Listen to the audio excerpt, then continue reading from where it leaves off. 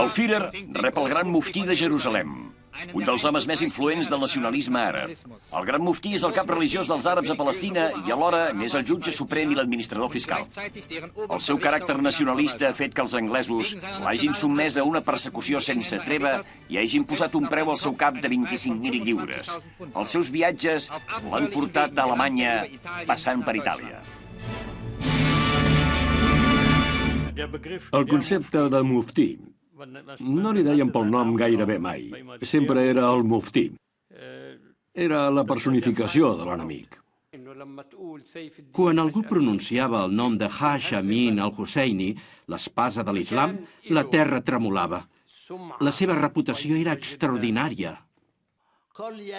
Qualsevol nen jueu que sentís la paraula muftí pensava en odi, destrucció, mort, assassinat. El portador d'aquest títol podia encarar els problemes segons els seus interessos i solucionar-los. A la pràctica, el muftí va aconseguir superar el seu títol. Era el gran muftí. El turban i la creu gamada. El gran muftí i els nazis.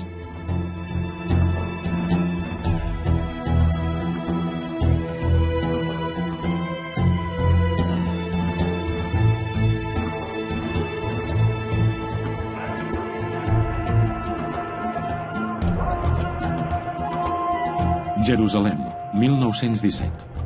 Palestina es troba sota el domini dels turcs.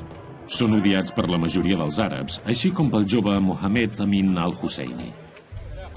És fill d'una de les famílies més importants de Jerusalem i somia una Aràbia lliure. Per expulsar els governants, els àrabs lluiten al bàndol dels britànics, que els han promès llibertat i independència. Al desembre, sembla que el somni de Husseini es farà realitat. Els britànics entren a Jerusalem.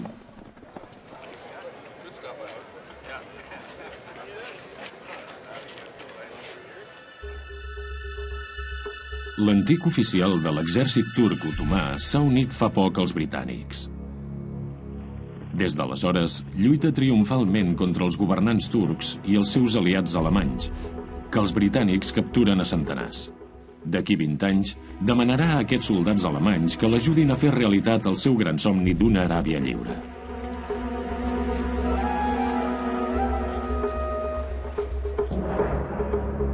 Londres incompleix la seva promesa i no retira el seu exèrcit. Els àrabs se senten traïts. Husseini també. Ara els britànics són els nous amos de Jerusalem.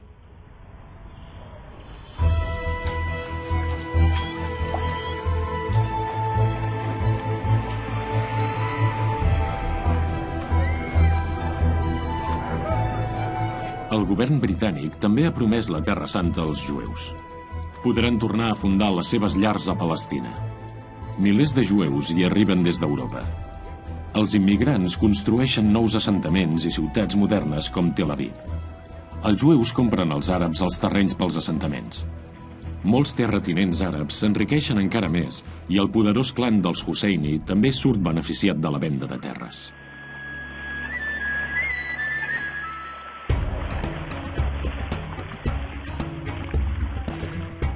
A molts àrabs els incomoda la presència dels nous veïns, però no a tots. A Jerusalem i a les altres ciutats fa molts segles que els jueus i els àrabs conviuen pacíficament.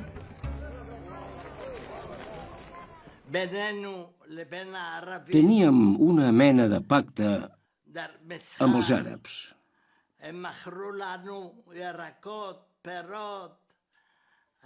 Ells ens venien fruita i verdura. Fins que va aparèixer el muftí. Els àrabs i els jueus teníem una bona relació. Husseini s'oposa a l'arribada dels jueus. A Jerusalem n'hi ha molts que pensen com ell. Aquest polític jove i eloqüent no només provoca aldarulls a la ciutat, sinó també al camp. Amb només 23 anys, es converteix en un destacat defensor del nacionalisme àrab.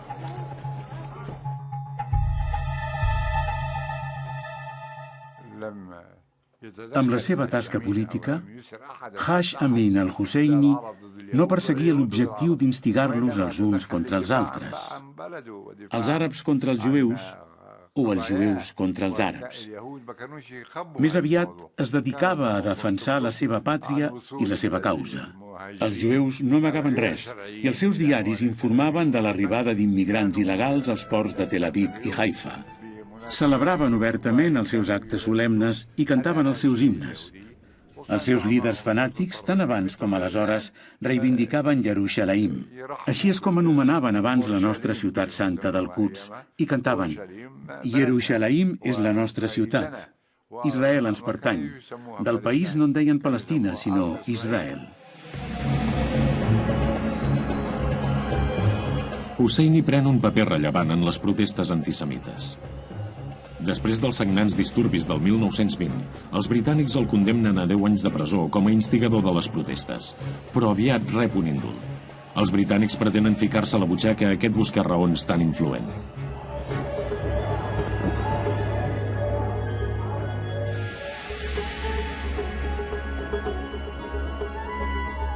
L'any 1921 nomenen el jove Husseini, de 24 anys, gran muftí de Jerusalem, tot i que la seva formació teològica és més aviat escassa. Ara, Amin al-Husseini també porta el turbant dels religiosos i lletrats i té el cobejat títol de gran muftí, igual que el seu pare i el seu germà, com correspon a una família amb uns orígens que es remunten al profeta Mahoma.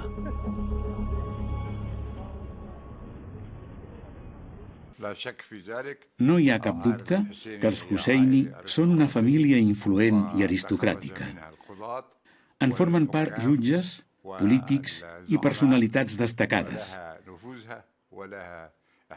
Gaudeixen d'influència social i de respecte, sobretot als pobles. El cognom al-Husseini despertava l'admiració dels camperols palestins, perquè el Husseini representava la tendència religiosa que més els agradava.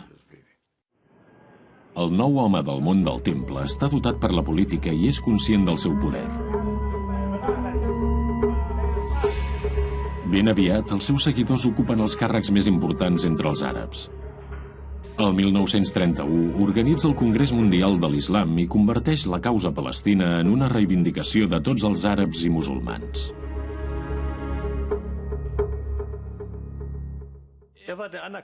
Era el líder reconegut per la societat palestina. Era molt popular. No era corrupte. I això, en aquella època, era una gran excepció entre l'elit àrab i Palestina. Era un creient i alhora un escèptic. Com va dir una vegada el gran filòsof Sant Tomàs d'Aquino, penso el que sóc, veig el que sóc. Haj Amin al-Husseini també volia veure sempre les coses ell mateix i dubtava de tot el que no havia sentit o vist. Ho rebutjava. Era un dels seus trets característics. Era un home eficient i productiu. Diuen que acostumava a excedir-se a les seves opinions. Potser és veritat, però sempre posava la pàtria per damunt de tot i la resta no li interessava. Era molt violent i força despietat. Va fer matar tots els seus rivals dins la societat palestina. Per ell, qualsevol opinió diferent era una traïció al poble palestí i la reprimia amb duresa. El cas és que va cometre un delicte d'homicidi. Fakhr an-Nashashibi va ser un dels assassinats, com diu la gent. No jo. Diuen que va ser una de les víctimes de la lluita pel poder entre les dues grans famílies, els Nashashibi i els Husseini. Podria ser veritat, però també podria no ser-ho. Husseini converteix els llocs sagrats islàmics de Jerusalem en un símbol contra l'ocupació jueva. Ell mateix es veu al capdavant d'una gran Aràbia i d'una Palestina lliure de jueus. El vaig veure de lluny, a la mesquita. Instigava la gent i parlava contra els jueus. Era un individu peculiar. Era un gingi, un pèl roig, pestanyes vermelles, llavis vermells, tot. I era molt carismàtic.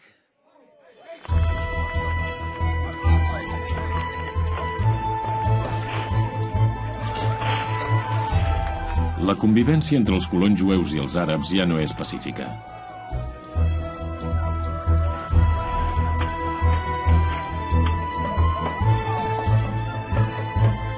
Desconfien els uns dels altres, s'armen, delimiten els seus terrenys. Sobretot des del 1933, quan cada vegada arriben a Terra Santa més jueus que fugen de Hitler.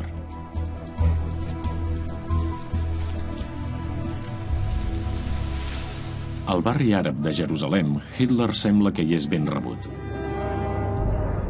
En aquesta època, el culte al Führer i l'antisemitisme dels alemanys no semblen gens allunyats de la ideologia dels àrabs. Aquí el nom de Hitler sona bé. Husseini també s'afanya a assegurar la seva lleialtat a la nova Alemanya. A finals de març del 1933, el cònsol alemany envia un telegrama a Berlín. Avui el muftí m'ha explicat sense embuts que els maometans celebren el nou règim. Diu que la influència dels jueus en l'economia i la política és perjudicial i s'ha de combatre. Al cap d'un mes, Husseini concreta els seus plans. No vol que els jueus alemanys continuïn arribant a Palestina.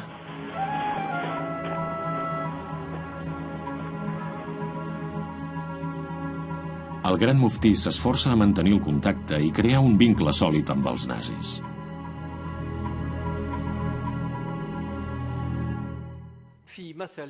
Hi ha un refrany que diu: l'enemic del meu enemic és el meu amic.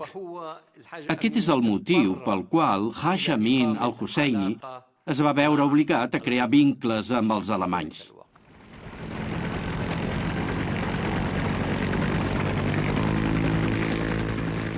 Els nazis sí que passen pel Pròxim Orient. Però, de moment, només com a turistes, com el ministre de propaganda Goebbels a Egipte. Simpatitzen amb els àrabs i amb la política de Husseini, però no s'hi involucren obertament. El mar Mediterrani és l'àmbit dels italians. Per això només es posen en contacte amb el gran muftí de manera clandestina, com Adolf Eichmann el 1937. Els britànics li impedeixen l'entrada al país a l'home de la SS. El muftí haurà de tenir paciència, però la SS manté contactes secrets amb ell i li dona suport econòmic.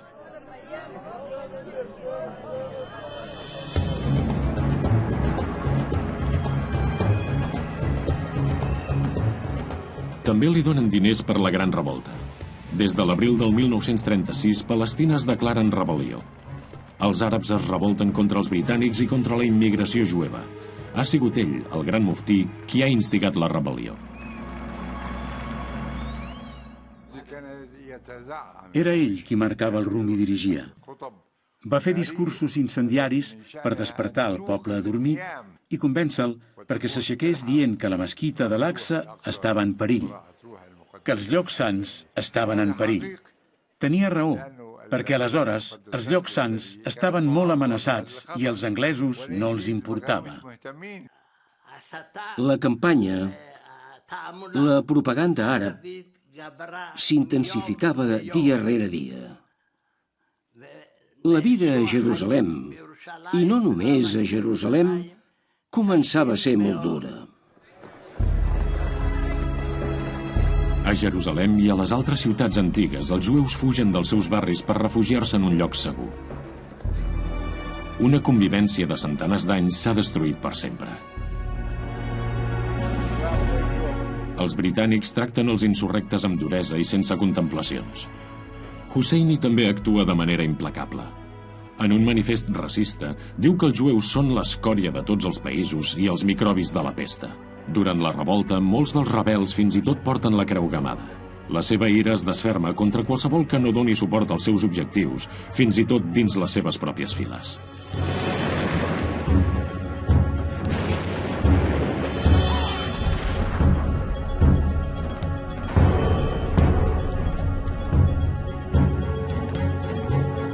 Després de l'assassinat d'un alt càrrec britànic, la Gran Bretanya es posiciona finalment contra el muftí.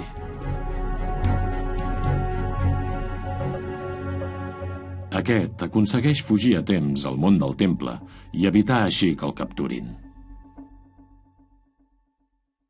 Tots els líders polítics tenen partidaris i detractors, naturalment. En deien el que volien de Haj Amin al-Husseini. Els anglesos no van poder trobar cap prova que l'imputés directament. Moltes persones de tots dos bàndols van ser víctimes d'atemptats. El país va quedar immers en un caos polític semblant al que hi ha a l'Iraq avui dia. L'octubre del 1937, el muftí fuig al Líban disfressat de dona. Des de Beirut continua dirigint la revolta que té lloc a la seva pàtria sense que ningú el molesti.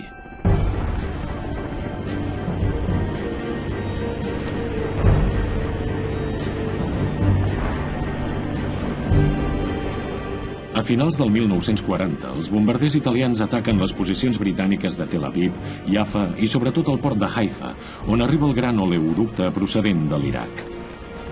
També hi participen avions alemanys. La guerra de Hitler ha arribat a Palestina.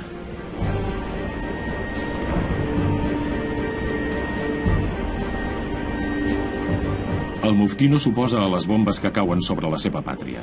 Aviat proposarà als alemanys que bombardegin també Jerusalem. Husseini és a l'Iraq des dels inicis de la guerra. Al gener del 1941 s'ofereix des de Bagdad per participar directament en la guerra al costat de Hitler.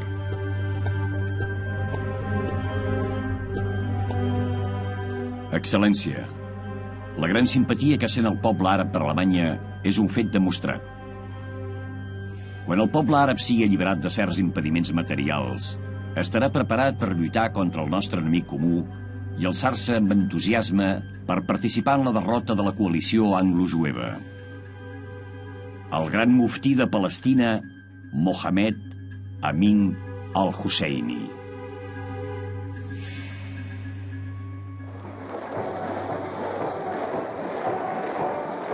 Molts dels jueus de Palestina s'uneixen als britànics i més endavant creen una brigada jueva dins la Royal Army. Ens vam allistar voluntàriament a l'exèrcit el maig del 1941, quan el poder dels alemanys estava en la seva màxima esplendor. Aleshores, allistar-se com a voluntari, quan Anglaterra encara lluitava sola contra els nazis, sense Amèrica ni Rússia, no era fàcil i exigia un gran sacrifici. Però ho vam fer, perquè volíem fer-ho, perquè els nazis perseguien les nostres famílies a Europa i ens vam adonar que algú li havia de plantar cara al mal. Els guerrillers radicals jueus de l'Irgun també s'hi uneixen.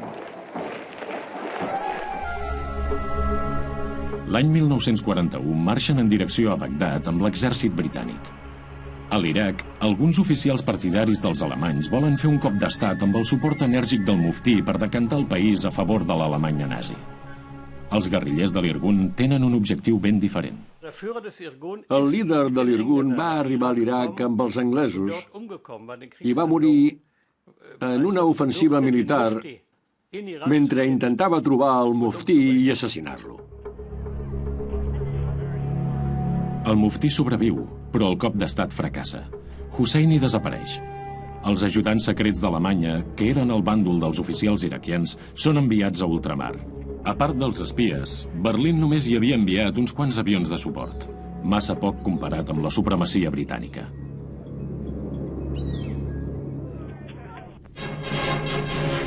A Alemanya no se'n parla de la derrota de l'Iraq. Només compten les victòries, fins i tot en la versió àrab del noticiari alemany.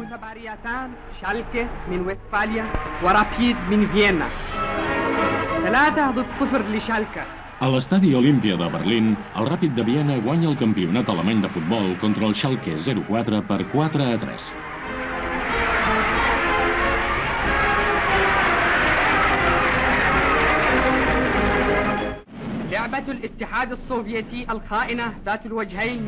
El mateix dia, el Reich alemany declara la guerra a la Unió Soviètica. És el 22 de juny del 1941.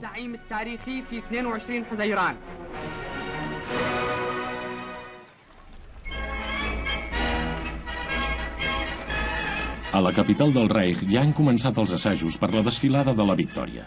La metròpoli nazi també és l'objectiu del muftí. Ha aconseguit arribar a Berlín després d'una arriscada fuga. No havia estat mai tan a prop del Führer. Ens pensàvem que acabaria sent la mà dreta de Hitler. No en parlàvem, però sabíem que, al final, aniria a Alemanya. Husseini li torna a prometre a Hitler una aliança amb els àrabs i li exposa els seus plans per l'Orient Mitjà. Hitler només s'hi compromet de paraula.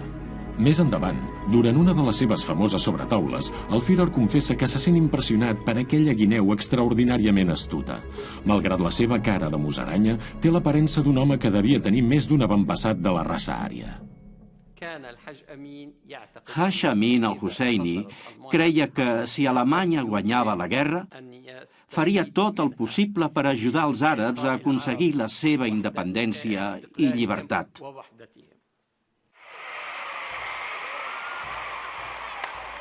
Husseini ha anat a parar a un país ebri de triomf i ple de poder i autoconfiança.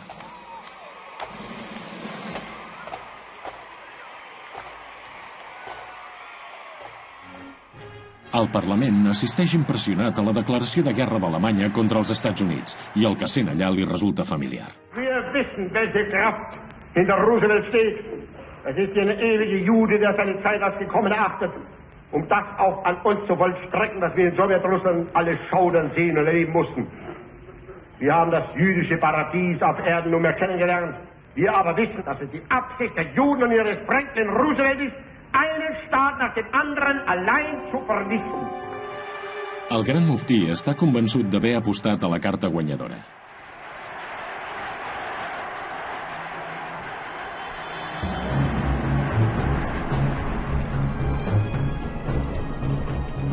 Les perspectives de tornar a Jerusalem sota el símbol de la Creu Gamada són força bones.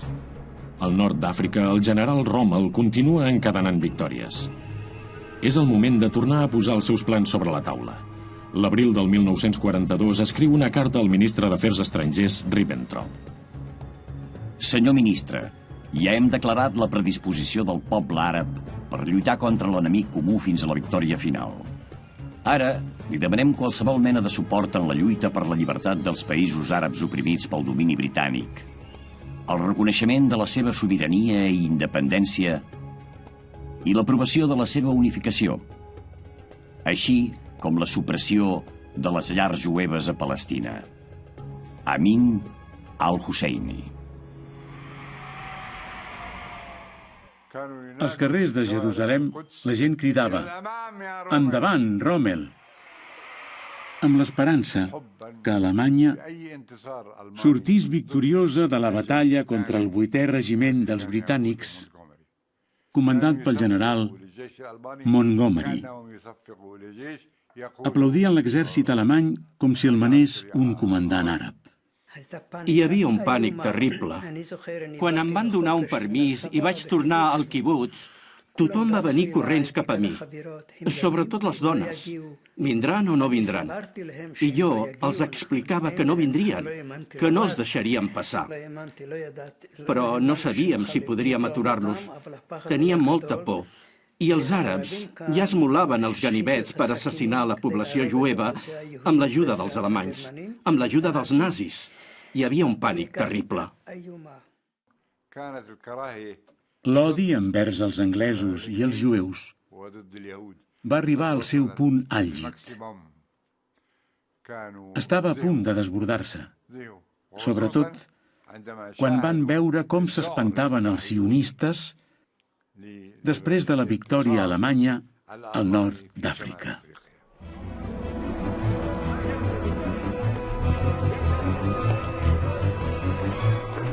A l'estiu, l'exèrcit de tancs de Rommel avança sense treva cap a Egipte i amenaça Terra Santa des del sud.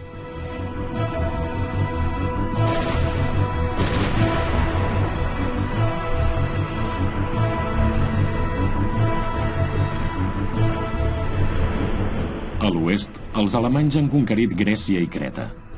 Des d'allà, la costa de Palestina ja no queda gaire lluny.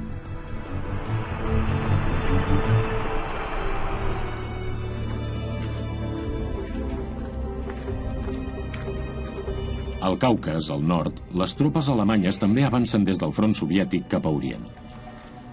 Han d'entrar a Jerusalem a través de l'Iraq. Aquest és el pla.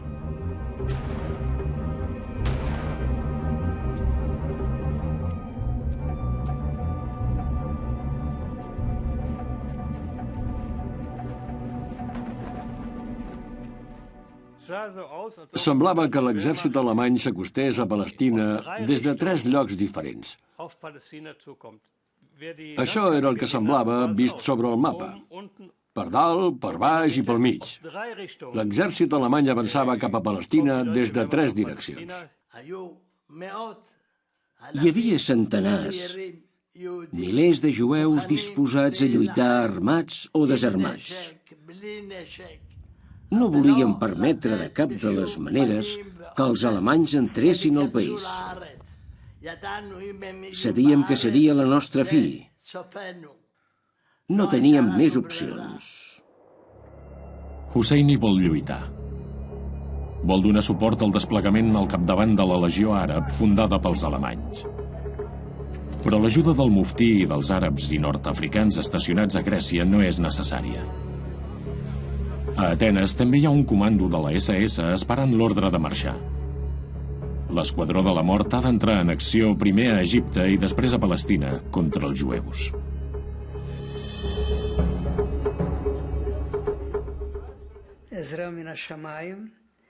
El cel ens va ajudar. Al desembre del 1942 va començar l'ofensiva russa a Stalingrad. Montgomery i el 8è regiment, on lluitava jo, van passar l'atac a l'Alamein i van començar a fer retrocedir Rommel.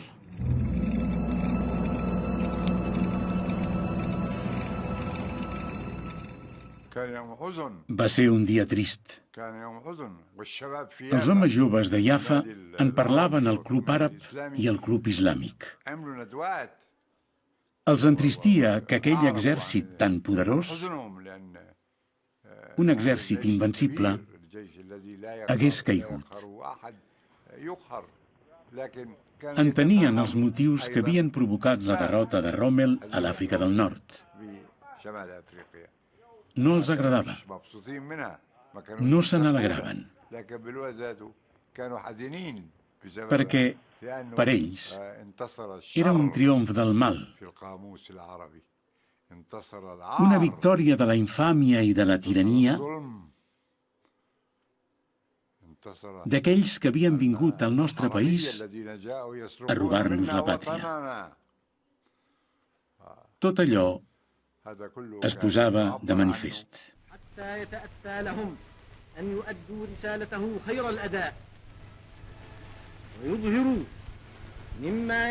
Que el lideratge de l'Institut dugui a terme la seva missió islàmica de realçar la història dels musulmans, l'islam i les seves reivindicacions excelses, així com els seus objectius sublims pel bé de la humanitat.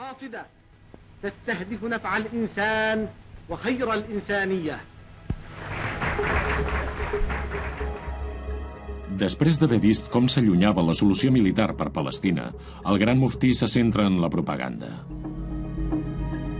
És el patrocinador i l'home fort del nou Institut Central Islàmic de Berlín. L'institut s'ha fundat amb el suport dels nazis i el popular líder àrab el fa servir per posar en pràctica els seus interessos. Era conegut a tot el món islàmic. En aquella època, ell organitzava la Conferència Islàmica de Jerusalem. Va col·laborar amb institucions i grups islàmics fins al final dels seus dies. Durant la guerra, el muftí esdevé cada dia més important pels nazis. De Berlín estant, mou els fils de la resistència a l'Orient Mitjà i difon la Guerra Santa contra els jueus a través de la ràdio alemanya. du a terme una campanya constant a favor del règim entre els musulmans no àrabs, amb l'objectiu que les tropes índies del Turkestan i del Caucas i els tàtars de Crimea s'incorporin a la guerra al costat dels alemanys. Les seves paraules guanyen cada vegada més pes a la capital del Reich.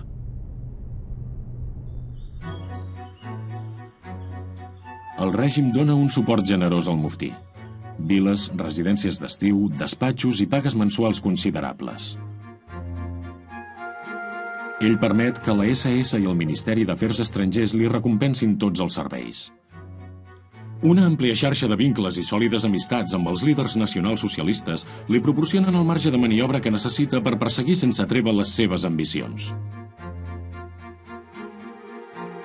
El gran muftí viu en un exili daurat.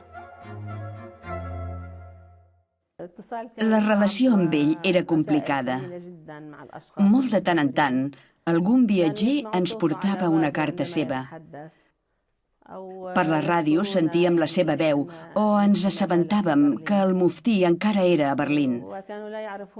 En aquella època ningú en sabia res de la seva vida. El diligent líder àrab no és propens al sentimentalisme. Tot i que la seva família viu a Jerusalem, des del 1943 proposa amb insistència que es bombardegin la ciutat santa i Tel Aviv perquè són nius de sionistes o per un simple efecte propagandístic. Els sermons que Husseini pronuncia a la mesquita de Berlín també són desenfrenats. Barreja hàbilment l'antisemitisme religiós i racista i utilitza la seva religió amb finalitats polítiques. No tothom està satisfet amb el seu radicalisme, però la majoria de musulmans alemanys que poden dedicar-se a la seva fe sense obstacles simpatitzen amb els nazis i amb les opinions del muftí. L'ambició de Husseini no té límits. Al novembre del 1943, en una emissora alemanya que emet al Pròxim Orient, declara: Àrabs i musulmans. El que ens acosta als alemanys i ens posa de part seva és el fet que Alemanya no ha envaït cap país islàmic.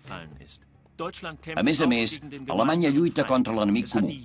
Ha identificat els jueus i ha decidit buscar una solució definitiva que elimini la desgràcia que els jueus representen pel món sencer.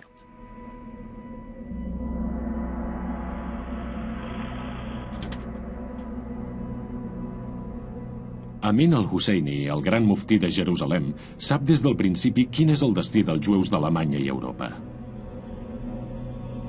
A principis del 1942, Adolf Eichmann en persona el posa al corrent de la solució del problema jueu europeu. Husseini està molt impressionat. L'estiu del 1942 envia un emissari a visitar el camp de concentració de Sachsenhausen.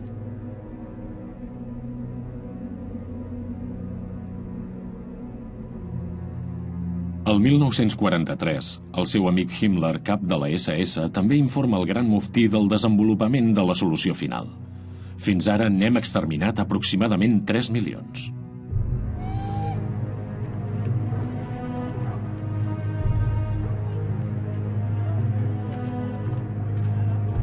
Els trens de la mort es dirigeixen constantment cap als camps de l'est.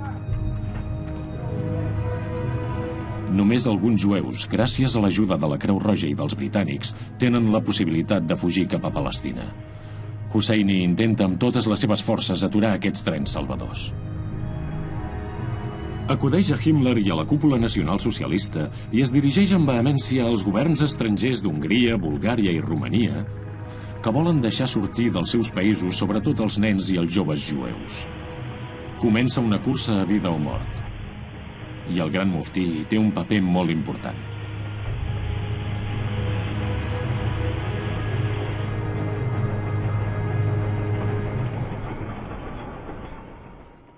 El meu pare i jo havíem sentit a parlar d'aquests trens perquè jo formava part d'una organització sionista juvenil anomenada Hashomer Hatzair. I van intentar ficar-me en un d'aquests trens, tot i que no teníem diners per pagar-lo. A l'excel·lentíssim ministre d'Afers Estrangers de Bulgària. Excel·lència, el perill que són els jueus pel món sencer, i sobretot pels països on viuen, s'ha convertit en una realitat per a la majoria dels pobles que s'han vist obligats a prendre mesures d'autoprotecció. No considerem que aquest problema es pugui resoldre fent emigrar els jueus. Un cop emigrats, els jueus podrien posar-se en contacte amb altres jueus de la resta del món i causar encara més problemes als països que han abandonat. Ens feia la sensació que passava alguna cosa especial, per no dir històrica, que potser seria una mica exagerat. Perquè aleshores, fins i tot nosaltres enteníem que passàvem dels soldats alemanys als soldats anglesos. I avui dia encara no tinc gaire clar com va poder sortir bé. També em sembla important destacar que els països que reben els jueus ocupen una posició significativa que pot tenir molta influència al llarg de la guerra. A més, durant el temps que han viscut al seu país i en altres, els jueus han tingut l'oportunitat d'adquirir coneixements bèl·lics que podrien aprofitar. La primera vegada que vam experimentar el radicalisme de tot plegat va ser a la frontera entre Bulgària i Turquia.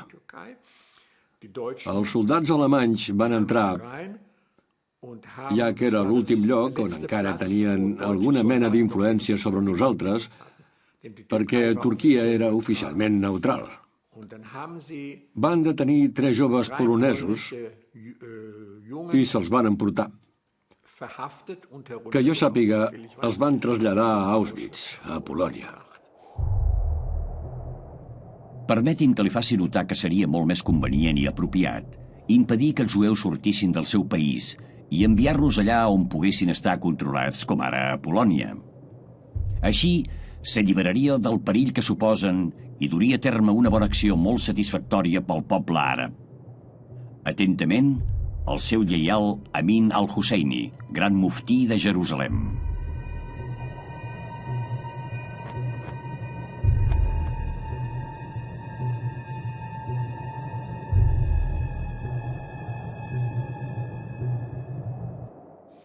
Els alemanys van dir els polonesos o els que venen de Polònia no tenen dret de viatjar en aquest tren. Però a Romania, amb els nostres passaports o permisos de sortida oficials, ens van deixar continuar. El tren dels refugiats amb què Uri Shalev va arribar a Terra Santa la primavera del 1943 és un dels últims trens de nens que van sortir de la zona de la mort. De fet, avui dia encara no sé com va poder sortir bé tot plegat. Hi havia tantes coses que podien sortir malament que va ser un miracle que ens en sortíssim.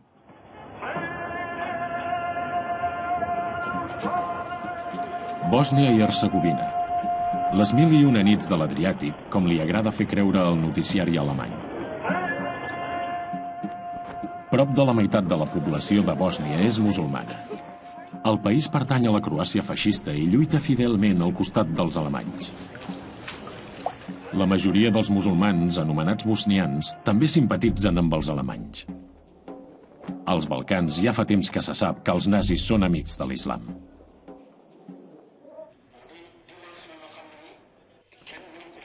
Pel muftí, és la situació ideal per convèncer els amics de Berlín sobre el seu deure. Perquè a Bòsnia la pau i la tranquil·litat només són aparents.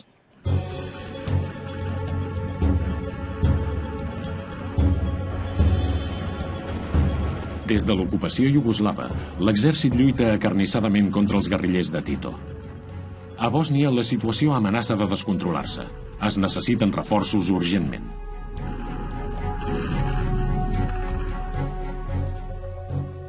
Al febrer del 1943, Hitler ordena instal·lar a Bòsnia una nova divisió de la SS. Els oficials de Himmler fan propaganda entre els bosnians per reclutar-los per les Waffen-SS. Deien que els soldats de la SS estaven assegurats i que les famílies rebien una mena de pensió o cobertura. Per això n'hi va haver molts que es van allistar per protegir les seves dones i els seus fills. Molts d'ells no tenien feina, per això s'hi allistaven. Així va ser com en vaig sentir a parlar I vaig saber què era la divisió Hancher. La nova divisió s'anomena Hancher en honor a una cimitarra oriental. Husseini participa des del principi en la formació de les divisions musulmanes de la SS. Pels nazis, ara els musulmans també són musulalemanys. Himmler s'afanya a definir els musulmans dels Balcans com un dels pobles d'Europa de raça més valuosa. Els musulmans li juren al comandant en cap Adolf Hitler que l'obeiran fins a la mort. Al final aconsegueixen formar una unitat de 20.000 homes, inclosos alguns alemanys. El gran muftí mateix fa propaganda a Bòsnia de la tropa de reforç.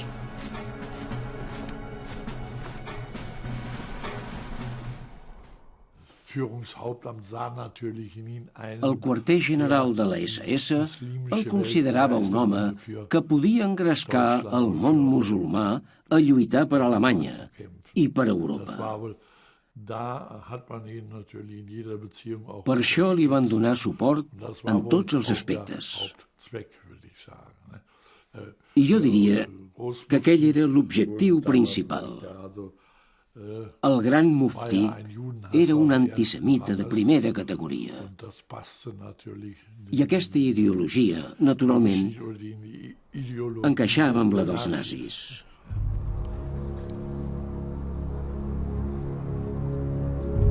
Gràcies a un acord amb Himmler, Husseini es converteix en l'encarregat de la formació ideològica espiritual dels soldats de la Hancher. El gran muftí ha de construir els ponts entre el món germànic i el món àrab. Himmler li concedeix fins i tot imams i mullahs per dur a terme aquesta formació especial de les tropes. És el muftí mateix qui tria els religiosos musulmans i els forma en una escola d'imams i mullahs.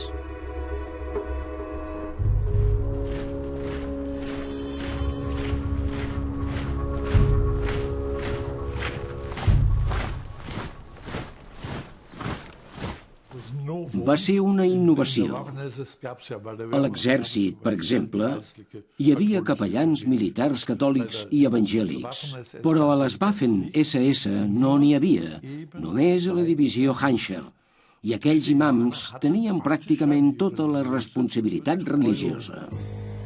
Estimats camarades, l'amistat entre els musulmans i els alemanys s'ha reforçat perquè el nacionalsocialisme coincideix en molts aspectes amb la ideologia islàmica. Els punts de contacte són el monoteisme i un únic líder, l'islam com a força de l'ordre, la lluita, la comunitat, la família i la descendència, l'actitud envers els jueus, l'enaltiment del treball i de la creació. Els caps de la SS no se'ls prenien seriosament, per descomptat. Els imams no eren res, ni tan sols eren mig soldats, eren menys que mig soldats. I els feia molta ràbia que portessin el mateix uniforme que ells.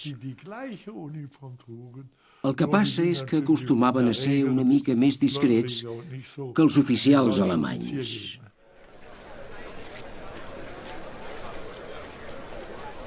Himmler, el cap de la SS, es fixa més en els valors interns. He de confessar que no tinc res contra l'islam, perquè l'islam educa les persones d'aquesta divisió i els promet el cel si han lluitat i han caigut en combat. És una religió pràctica i simpàtica pels soldats.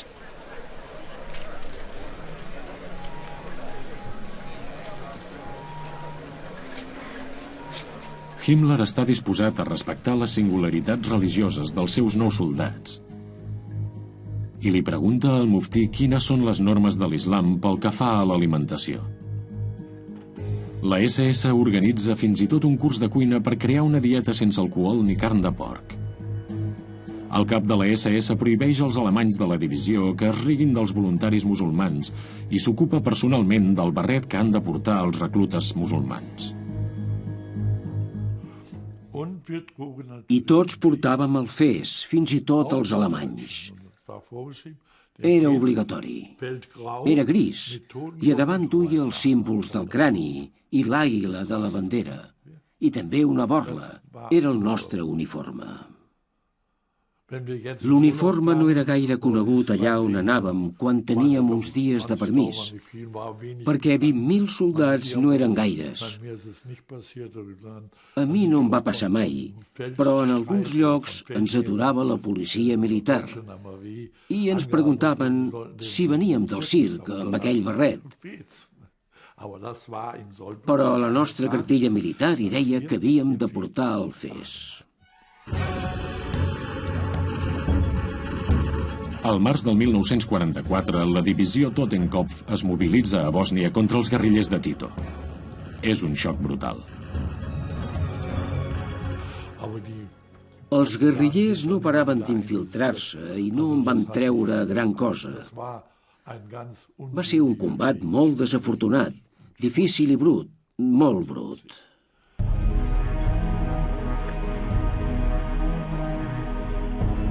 El muftí viatja sense parar pel Führer. A Budapest, just darrere el front, prepara moralment els seus imams perquè els soldats de la Hanshar han estat destinats al front est, on la lluita és molt dura. D'altra banda, continua formant nous imams al seu institut, on els ensenya com han de guiar els seus soldats cap a la mort.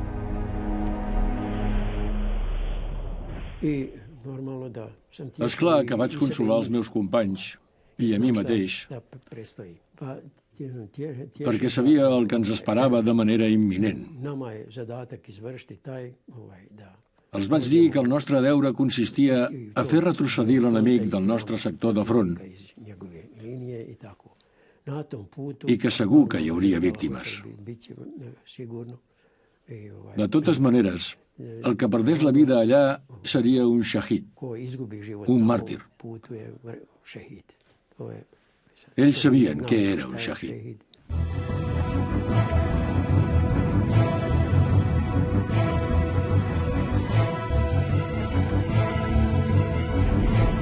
A la batalla de Berlín, els bosnians encara lluiten per la victòria final contra l'avanç dels russos.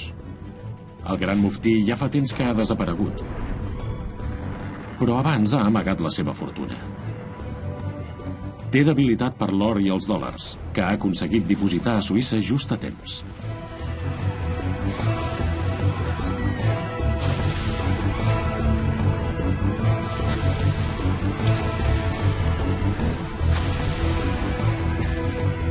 Quan els soldats soviètics hissen la bandera vermella de la victòria al Parlament de Berlín, el gran muftí ja és a mig camí de Suïssa.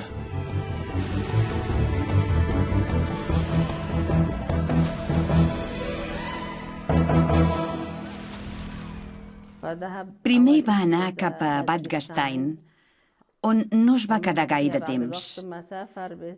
Després va anar cap a Suïssa amb un avió alemany.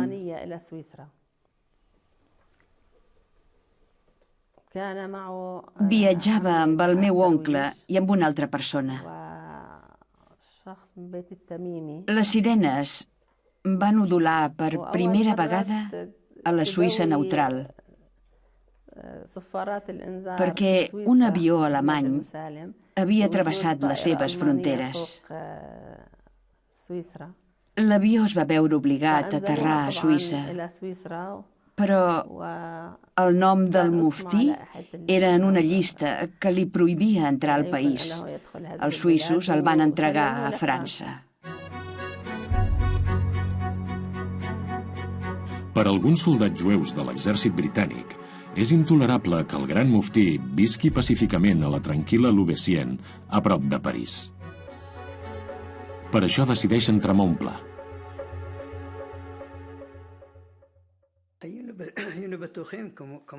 Estàvem convençuts que el jutjarien a Nuremberg, com els alts càrrecs nazis.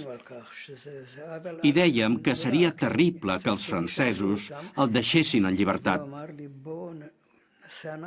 Jo vaig dir que hi havíem de fer alguna cosa.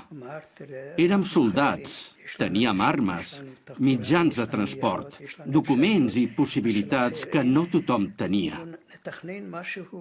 Havíem de fer alguna cosa perquè aquell home aparegués davant els tribunals o fos assassinat. Ho vam discutir i vam preparar un atemptat contra ell. Mentre el muftí torna a establir contacte amb el Pròxim Orient sota l'estreta vigilància dels francesos, els joves conspiradors fan una última consulta als rabins. Es van estirar els cabells i van cridar: «Esteu bojos!» Jo els vaig preguntar què podia passar, quines conseqüències podia tenir, i em van dir que encara hi havia molts jueus als països àrabs, com l'Iraq, Síria, Algèria i Tunísia.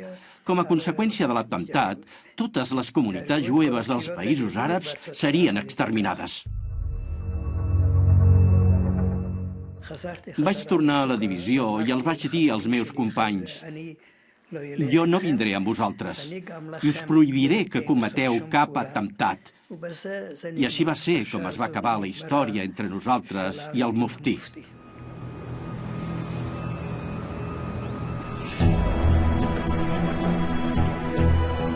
Al maig del 1946, Husseini viatja de París al Caire amb un nom fals.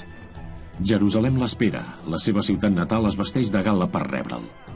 Però els britànics no el deixen entrar. El 1947, el muftí rebutja el projecte de l'ONU de dividir Palestina en un estat jueu i un altre d'àrab. Al cap de mig any, va a la guerra amb l'exèrcit àrab contra el nou estat d'Israel. Poc abans del judici que va tenir lloc a Jerusalem contra Adolf Eichmann, el principal organitzador de l'extermini dels jueus, el gran muftí nega a Beirut qualsevol responsabilitat o participació en l'Holocaust. Diu que no coneixia Eichmann. Mentre vaig viure a Alemanya durant la guerra, els alemanys van ser molt hospitalaris amb mi i em van tractar de manera esplèndida. Vaig apreciar molt la seva generositat i sempre me'n recordaré. Mohamed Amin al-Husseini, el gran muftí de Jerusalem, mor a Beirut el 4 de juliol del 1974 a l'edat de 77 anys.